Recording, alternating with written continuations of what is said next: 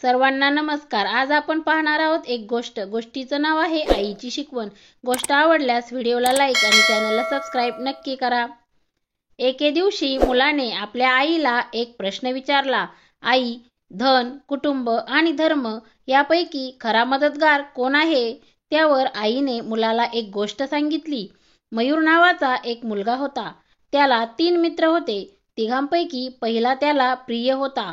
तो प्रत्येक दिवशी त्याला भेटायचा, प्रत्येक कामात त्याची मदत करायचा। दुसऱ्या मित्रासोबत त्याची मध्यम स्वरूपाची मैत्री होती। दुसरा मित्र 3 ते 4 दिवसातून एकदा भेटायचा आणि क्वचितच त्याच्यासोबत असायचा। तिसऱ्या मित्राला मात्र तो 2 महिन्यातून एकदा भेटायचा आणि कोणत्याही कामात त्याची मदत घेत नसे। एकदा मयूर व त्याच्या मित्रांचे भांडण झाले, त्यामुळे त्याला मुख्याध्यापकासमोर बोलावण्यात आले। तो मुख्याध्यापकासमोर जाण्यास भीत होता। मयूरने त्याच्या पहिल्या मित्राला विचारले, तू माझ्याबरोबर येणार का? व नेहमीप्रमाणे सोबत राहण्याचा हट्ट धरला। त्या मित्राने सोबत जाण्यास नकार दिला।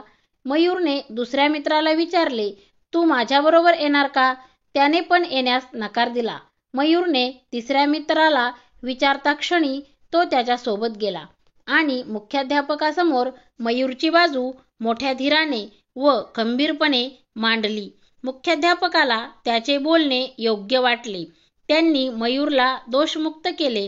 ही कथा ऐकवून आईने समजावले, पहिला मित्र म्हणजे पैसा, तो परमप्रिय असतो पण मृत्यूनंतर काहीच कामी येत नाही।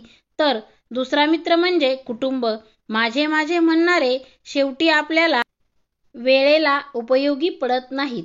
आणि तिसरा मित्र म्हणजे आपला धर्म, जो आपल्याला जिवंत असेपर्यंत साथ देतोच, पण मृत्यूनंतरही तो एकमेव आपल्या सोबत असतो। त्यामुळे व्यक्तीने आपल्या वर्तनातून आपल्या मनुष्य धर्माचे पालन केले पाहिजे। धन्यवाद।